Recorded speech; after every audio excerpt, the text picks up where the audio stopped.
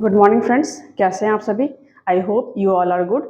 तो जो आज का हमारा क्लास है वो इंग्लिश लिटरेचर को लेकर है, जहाँ पे मैंने आप लोगों को ना चौसा एंड कंटेम्प्रेरी का मैंने आपको 2 पार्ट करवा दिया था और आज जो है आपका वो तीसरा पार्ट है। ठीक है, लास्ट पार्ट में मैंने आप लोगों को प्लॉमैन के बारे में बताया था, जो उन्होंने एक बुक लिखा था ना, पियर्स प्लॉमैन। ठीक है, वो मैंने आपको डिस्कस कर दिया था। इस वीडियो में मैं आपसे आगे डिस्कस करूंगी जो भी चौसा के कंटेम्प्रेरीज थे। ओके, तो चलिए स्टार्ट करते हैं। तो आज का जो हमारा टॉपिक है ना, वो हमारा टॉपिक है Chausa and it's contemporary. Okay, और इसका ना मैंने आपका 2 क्लास ले लिया था। एंड लास्ट क्लास में मैंने आपको किसके बारे में बताया था, विलियम लैंगलैंड के बारे में। ठीक है, तो आज जो हम पढ़ेंगे ना, वो हम पढ़ेंगे जॉन गोवर के बारे में। ठीक है, एंड इनका जो डेट ऑफ बर्थ यहाँ पे आप देख रहे होंगे ना कि यहाँ पे डेट ऑफ बर्थ मेंशन है 1330 से लेके 1408। बट ना ये एक एजम्पशन है। ठीक है, ये एक एग्जैक्ट डेट नहीं है उनके बर्थ का और डेथ का, बिकॉज उस वक्त कि इनकी कुछ क्लियर लाइफ के बारे में ना डिटेल नहीं पता चल पाया किसी को भी, तो ये क्लियर नहीं है। ओके, तो सबसे पहले हम देखते हैं यहाँ पे एक नाम आता है डेविड डेचिस। ठीक है, ये कौन थे? तो डेविड डेचिस जो थे ना, वो एक फेमस हिस्टोरियन थे और एक स्कॉलर थे। ठीक है, जो ये बिलीव करते थे कि जो गॉवर है, जॉन गॉवर है, वो अपने एज को 64 से ज़्यादा अच्छे से एक्सप्लेन कर पा रहे थे अपने पोएम के माध्यम से। ओके, एंड फिर आप देख रहे हैं सेकंड पॉइंट में कि यहाँ पे लिखा हुआ है probably born in land owning family. What is the meaning of land owning family? यहाँ पे ना ये माना जाता है कि जो जॉन गॉवर थे, वो एक रिच फैमिली से बिलोंग करते थे जिसके पास बहुत सारे लैंड थे। ठीक है, ये वहाँ से बिलोंग करते थे। फिर इनका कुछ फेमस बुक है, यहाँ पे आप देख रहे होगे मेंशन किया हुआ मैंने, मिरर डी लॉमी। ठीक है, वॉक्स क्लेमेटिस एंड कैनफिसियो एमेंटिस। ये कुछ बुक हैं, इनके 3 बुक हैं जो कि फेमस हैं इनके काफ़ी ज़्यादा। इनकी जो पोइट्री होती थी ना, वो उनकी पोइट्री कैसी होती थी? इनकी पोइट्री में ना आपको मोरल देखने को मिल जाते थे, पॉलिटिकल पॉइंट ऑफ व्यू देखने को मिल जाते थे, फिर आप इसमें historical point of view, religious point of view, ये सारे आपको ना इनकी पोइट्री में, इनकी पोएम में देखने को मिल जाते थे। एंड ये अपना जो पोएम है ना, वो हमेशा 3 लैंग्वेज में लिखते थे। वो 3 लैंग्वेज क्या था हमारा? French, Latin and English. यहाँ पे आप देख लो, यहाँ पे मेंशन किया हुआ है French, Latin and English. Okay, अब हम अपना आगे चलते हैं। तो सबसे पहले जो हमने इनका बुक देखा था, उस बुक का नाम क्या था? Mirror D loamy. ओके, तो सबसे पहले इसके बारे में पढ़ते हैं। ये जो उन्होंने लिखा था ना पोएम, वो अपने फ्रेंच लैंग्वेज में लिखा था। किस लैंग्वेज में लिखा था? फ्रेंच लैंग्वेज है। एंड ये जो है ना, माना जाता है कि ये इनका सबसे फर्स्ट मेजर पोएम था जो कि इन्होंने लिखा था 1376 में। ओके, बट अगर हम इसी फ्रेंच बुक को, फ्रेंच लैंग्वेज में जो उन्होंने मेजर डी लॉ में लिखा, अगर उसे ट्रांसलेट करते हैं, इंग्लिश ट्रांसलेशन जो किया गया, तब उस वक्त उस बुक का नेम जो हुआ ना, वो बुक का नाम पड़ा mirror of the man. Okay, अब यहाँ पे देख लोगे, यहाँ पे लिखा हुआ है ना mirror of the man. Now इसके आगे हम चलते हैं अगर, ठीक है, तो इस बुक में बेसिकली क्या था, ये जो उनकी पोइट्री थी, उस पोइट्री में उन्होंने क्या मेंशन किया था, कहाँ से स्टार्ट होती है स्टोरी।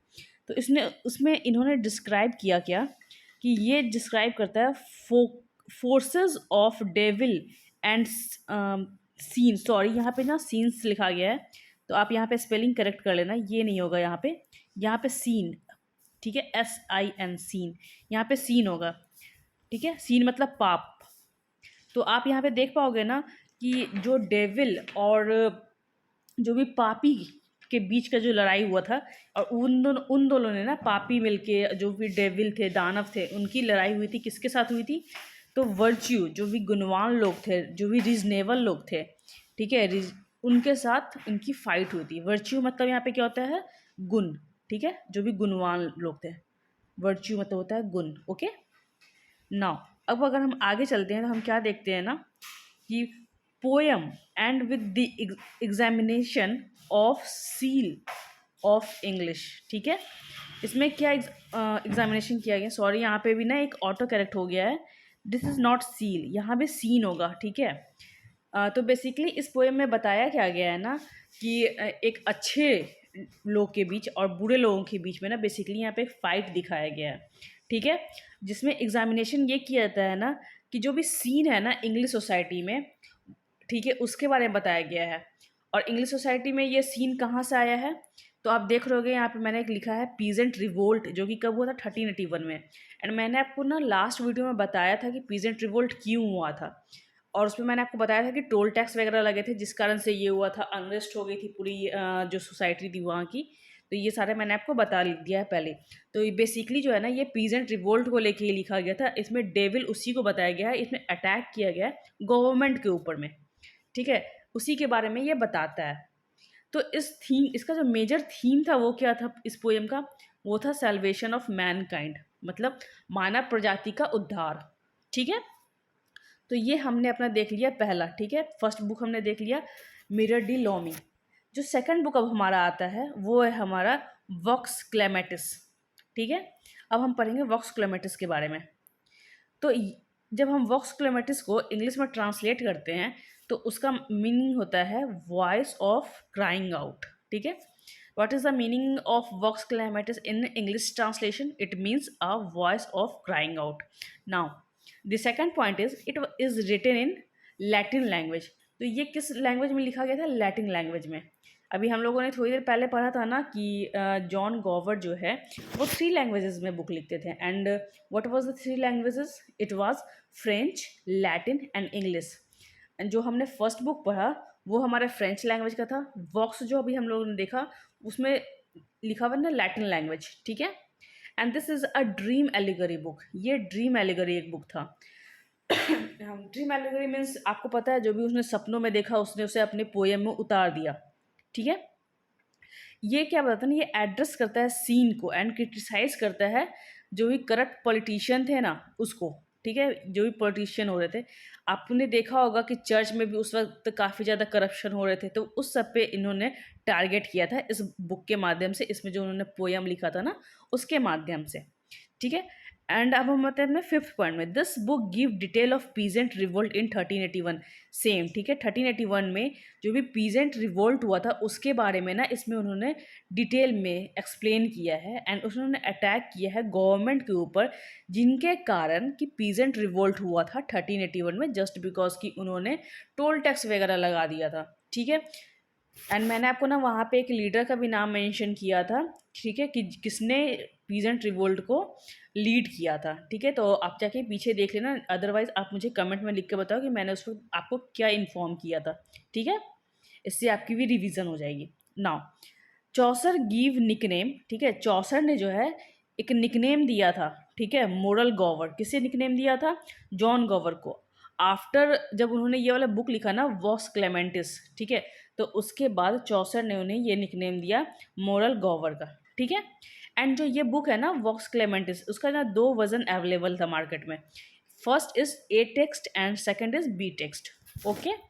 तो इसमें देखा जाता है ना कि जो इसमें इन्फ्लुएंस के बारे में बताया गया है, जो क्रिटिक किया गया है, ठीक है, इन्फ्लुएंस के बारे में कि जो भी पीजेंट रिवोल्ट वगैरह है ना उसके बारे में पूरे बात इसमें डिटेल दिया गया है एंड उस पर उसको फोकस किया गया है। अब हम आते हैं इनकी जो थर्ड बुक थी हमारी कॉन्फेसो एमेंटिस, ओके। हमने देखा था ना इनकी 3 बुक, तो लास्ट बुक ये है इनकी कॉन्फेसो एमेंटिस। ये जो है ना, अगर हम इस बुक को इंग्लिश में ट्रांसलेट करते हैं तो इस बुक का मतलब क्या बनता है? Lovers confession. एज इसमें एक वर्ड आ रहा है कन्फेशन, मीन्स कि इसमें कहीं ना कहीं कन्फेस करने का बात होगा, उसको अपनाने का होता है कि हाँ ये है, ठीक है, कन्फेस कर रहे हैं कोई, ठीक है। तो ये जो बुक उन्होंने लिखा था जॉन गॉवर ने, क्यों लिखा था? क्योंकि उनसे रिक्वेस्ट किया गया था रिचर्ड टू के द्वारा, ठीक है, इसलिए उन्होंने ये बुक लिखा था Confessio Amantis. And this book is a structure in frame narrative, okay. And इसमें क्या है? फ्रेम नैरेटिव में इसका स्ट्रक्चर है। एंड इसमें 1 प्रोलॉग एंड 8 बुक इन्वॉल्व हैं, ठीक है। ये इंपॉर्टेंट लाइन है, ये आप मेंशन करके रखना, DTPSP पॉइंट ऑफ व्यू से आपको काम देगा ये, ठीक है। नाउ अगर हम आगे बात करते हैं तो इस बुक की कहानी क्या थी, इसमें कहाँ पे फोकस किया गया था? इसमें देखा गया ना कि इस बुक का कहानी जो है वो है older man confess about his lone life to Venus, ठीक है। इसमें ओल्डर मैन जो है वो कन्फेस कर रहा है, ठीक है, अपनी लोन लाइफ के बारे में। और किससे कन्फेस कर रहा है? To Venus, okay. नाउ इस बुक में क्या है? ये बुक जो है ना कलेक्शन है, कलेक्शन ऑफ लव स्टोरीज। तो हम देखते हैं कन्फेशन एमेंटिस में जो है ना लव स्टोरीज का कलेक्शन है वो, ठीक है। एंड इस कलेक्शन ऑफ लव स्टोरीज में से ना एक ऐसी स्टोरी निकली, एक ऐसी स्टोरी है जिसको कि शेक्सपियर ने अपनी एक सोर्स मटेरियल की तरह यूज़ किया एंड उसको उन्होंने अपने प्ले में यूज़ किया। And what was the name of their play? The play. ठीक है, तो वो प्ले का क्या नाम था? पेरिस पेरिसेल्स। ओके, ये प्ले का नाम था जो आपको याद रखना है, इंपॉर्टेंट है। ठीक है ना। अब हम अपने आते हैं चौसर के कंटेम्प्रेरी के थर्ड पोएट के बारे में। ठीक है, अनदर पोएट जो है हमारे Pearl poet.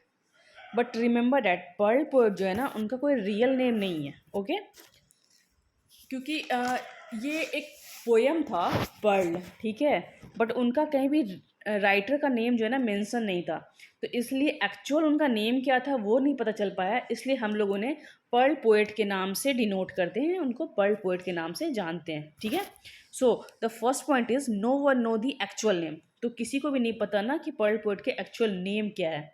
The second point is poet known by his famous work Pearl. और अभी मैंने आपको बताया ना, उनकी जो फेमस वर्क थी पर्ल, ठीक है, बुक, उसके थ्रू इनको जाना गया, बट इनका नाम नहीं पता चला, इसलिए इस पोएट का नाम ही रख दिया गया Pearl poet. Also known as Gawain poet. इनको एक और नाम दिया गया है गैविन पोएट। ठीक है, जिसके नाम से हम इसे जानते हैं। अब हम आगे जानेंगे कि इसे हम गैविन पोएट क्यों बोलते हैं। जिस तरीके से इनका पर्ल बुक था ना, पर्ल पोएट पोएम इन्होंने लिखा ना, सेम लाइक दैट इन्होंने इनका एक और वर्क था गैविन। ठीक है, उसका नाम था sir Gavin and green night. ठीक है, तो उसके थ्रू इसका एक और नाम पड़ा गैविन पोएट। ओके, अब हम इसमें देख रहे हैं ना कि इसकी कुछ अदर पोएम भी हैं। ठीक है, sir Gavin and the green night जो मैंने अभी आपको बताया, पेशेंस, पॉसिबली सन कैरकिनवाल्ड। ठीक है, ये इनके कुछ 3 पोएम है, 3 वर्क है जो इनके थे।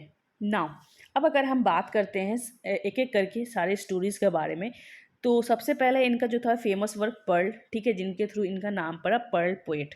तो आखिर इस पोएम में क्या था?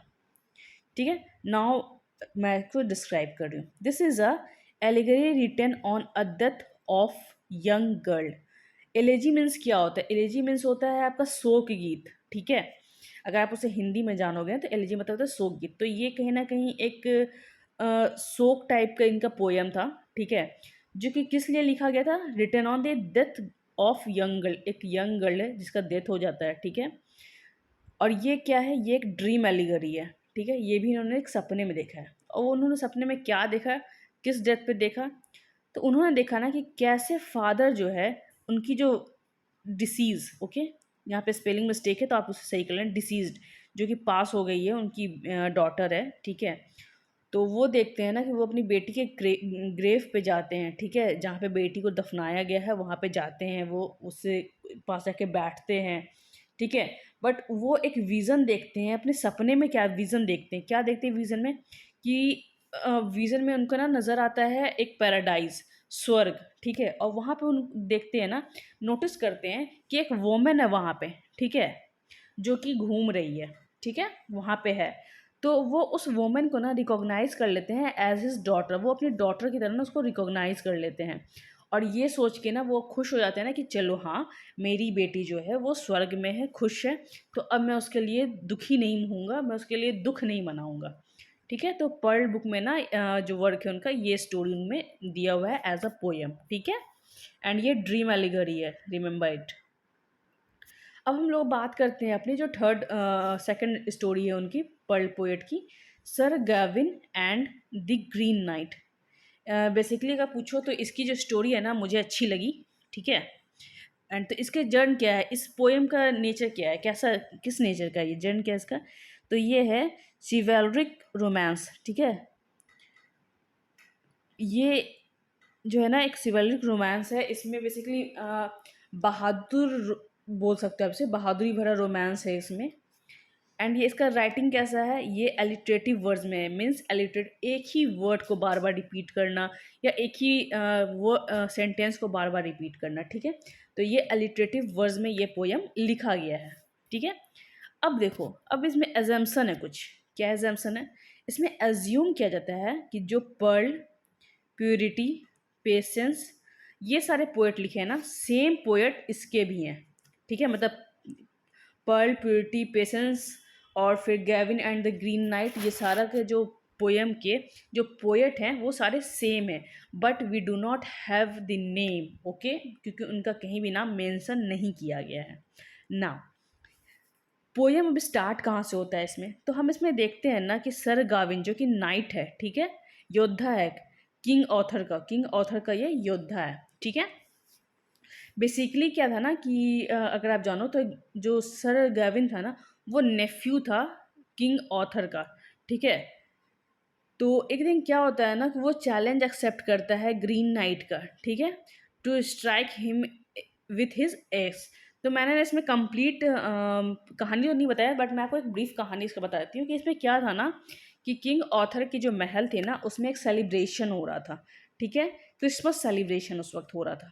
देन उसी वक्त जो है ना ग्रीन नाइट, ओके, जो ग्रीन नाइट है ना वो वहाँ पर आता है। ग्रीन नाइट कौन था, तो वो एक दानव, समझो एक दानव था, ठीक है, मायावी दानव था वो आता है।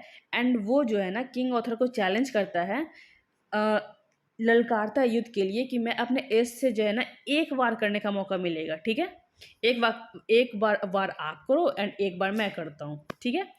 तो उन्होंने चैलेंज एक्सेप्ट किया, बट उनको बीच में रोकते हुए ना जो सर गाविन था वो बोला कि मैं ये चैलेंज लेता हूँ, ठीक है। तो अब ये चैलेंज किसके किसके बीच में हो गया, सर गाविन और ग्रीन नाइट के बीच में, ठीक है। उसके बाद क्या हुआ ना, गाविन जो है ना चैलेंज एक्सेप्ट किया, बट क्या हुआ ना, यहाँ पे ना आप एक वर्ड के लिए नॉट वर्ड रिमूव कर देना। गाविन ने चैलेंज एक्सेप्ट किया और बीहेड का जो है उसका जो है ना ग्रीन नाइट का सर जो है ना काट दिया। बीहेड मीन्स होता है सर कलम करना, ओके। तो उसका जो है ना उसने सर धड़ से अलग कर दिया। एंड उसके बाद गाविन ने उसके चैलेंज को थोड़ा विनम्र भाव से बोला, थोड़ी देर के लिए उसके चैलेंज को रोकते हुए बोला कि अब ये चैलेंज को आगे नहीं करते हैं क्योंकि मुझे ना कुछ काम है, तो मैं नेक्स्ट टाइम आऊँगा तो फिर तुमसे लड़ूंगा, ओके। तो जो ग्रीन नाइट था, ग्रीन नाइट ने क्या किया, उसने अपना जो गर्दन था, ठीक है, जिसका गर्दन अलग हुआ था, ठीक है, PICK, ओके, उसने अपना गर्दन उठाया अपने हाथ में, उसे फिर से सेट किया और उसके बाद उसने बोला उसे कि ठीक है, तुम मुझे अगले 1 साल में एक स्पेसिफिक डे पे, ठीक है, तुम मुझे खोजना। और कहाँ खोजना, तो ग्रीन चैपल में। ये आप ध्यान रखना जगह का नाम, वो जगह का नाम क्या है, ग्रीन चैपल, ठीक है। तुम मुझे वहाँ पर खोजना, अगर मैं तुम्हें मिल गया तो फिर से हमारे चैलेंज जो है ना वो स्टार्ट हो जाएगा, ठीक है, बट एक स्पेसिफिक डेट पे, स्पेसिफिक डे मेंशन, ठीक है। तो उसके बाद क्या होता है ना कि जब वो 1 साल बीतने, वो स्पेसिफिक डे नज़दीक आता है, तो उसको जो है ना 3 दिन डिले हो जाता है गेविन को ग्रीन नाइट को ढूंढने में, ठीक है। तो ग्रीन नाइट जो है ना उसके लास्टली ग्रीन नाइट को ढूंढ लेता है और ग्रीन नाइट जो है ना उसके गर्दन पर से ना थोड़ा सा ब्लड निकाल देता है, हल्का सा हाथ से कट करके। देन उसके बाद सर गेविन जो है उसे इन्फॉर्म करता है कि चलो यहाँ पे हमारा चैलेंज कंप्लीट होता है। बट उस वक्त क्या होता है ना, जो ग्रीन नाइट जो है ना वो लाफ करने लगता है, हंसने लगता है, एंड वो अपना आइडेंटिटी को है ना वो डिस्क्लोज करता है, that he was not a devil. वो क्या था, वो एक लॉर्ड था, ठीक है, he was a Lord but Tilak, okay, इसे आप मेंशन रखना ना। इसके अलावा हम देखते हैं कुछ अदर भी इन्फ्लुएंस हुए हैं चौसर के राइटर से, ठीक है, किस पीरियड में, the age of revival, the age of revival के पीरियड में भी ना कुछ इन्फ्लुएंस हुए हैं चौसर से। तो पहले हम देखते हैं कुछ इंग्लिश राइटर, ठीक है। इंग्लिश राइटर कौन थे, जैसे जॉन लिडगेट, जिनकी कुछ बुक है यहाँ पे लिखी हुई मेंशन है, serpent of division, the fall of princes, the Troy book, okay. Then हम बात करते हैं थॉमस हॉकलीफ के बारे में। इनका बुक है letter of Cupid, the male regime. जो थर्ड राइटर मेरे आते हैं इंग्लिश राइटर में वो है स्टीफन हॉक्स, जिनका बुक था example of virtue. And fourth जो है जॉन स्केल्टन, ठीक है, जॉन स्केल्टन ने कुछ बुक लिखा, वर्क था इनका जो कि इन्फ्लुएंस था चौसर से। वो क्या था हमारा, why ye come not to court, magnificence, garland of लॉरेंस, फिलिप स्पैरो। उसके बाद हम बात करते हैं अलेक्जेंडर बार्कले के बारे में। अलेक्जेंडर बार्कले ने एक बुक लिखा द शिप ऑफ फूल्स, ठीक है। हमने इंग्लिश राइटर देख लिया, नेक्स्ट अब हम देखते हैं स्कॉटिश राइटर, ठीक है। स्कॉटिश राइटर में कौन कौन से थे, जेम्स वन, जिन्होंने बुक लिखा द किंग्स बुक। सेकंड हमारे आते हैं रॉबर्ट हेनरिसन, जिन्होंने बुक लिखा टेस्टामेंट ऑफ क्रिसेड। एंड अगर हम प्रोज राइटर के बारे में बात करते हैं तो दो प्रोज राइटर थे जो जिनमें इन्फ्लुएंस देखने को मिलता है चौसर का। वो थे हमारे Thomas Malorie and Thomas More. And Thomas More ने ना एक बुक लिखा था, ठीक है। उस बुक का नाम था यूटोपिया। यूटोपिया, ठीक है, मैं यहाँ पे मेंशन कर यूटोपिया, ये आप मेंशन कर लेना। ओके, तो आज का जो हमारा टॉपिक है वो यहाँ पे एंड होता है। अगर आपको हमारा टॉपिक अच्छा लग रहा हो तो आप प्लीज़ हमारे चैनल को लाइक शेयर एंड सब्सक्राइब कर दें। और इसी तरीके से मैं आपको DT+SB TGT इंग्लिश का सारा जो इंग्लिश लिटरेचर का है वो सारा मैं कोर्स आपको कंप्लीट करवा दूँगी। एंड आपका इंग्लिश ग्रामर का सर ले ही रहे हैं, तो प्लीज़ अगर आप लोग हमारे चैनल से जुड़ जाइए जल्दी से जल्दी, एंड हमारे इसको ना सब्सक्राइब कर दीजिए, शेयर कर दीजिए, ताकि सबका इससे हेल्प हो सके। तब तक के लिए अब थैंक यू, मिलते हैं अब हम लोग अपने नेक्स्ट वीडियो में।